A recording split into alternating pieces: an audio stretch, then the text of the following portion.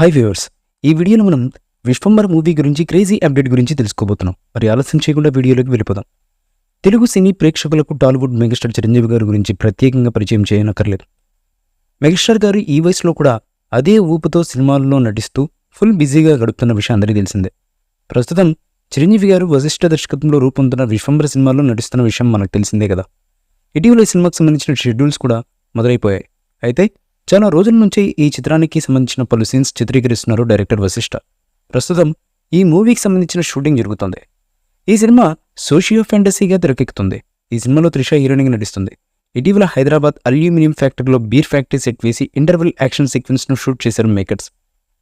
ప్రస్తుతం విశ్వంబర హైదరాబాద్ ముంచిదల్లో వేసిన సెట్లో యాక్షన్ సీన్స్ జరుపుకుంటుంది. ఇక్కడ ఓ భారీ ఆంజనేయ స్వామి విగ్రహం కూడా ఏర్పాటు చేశారు.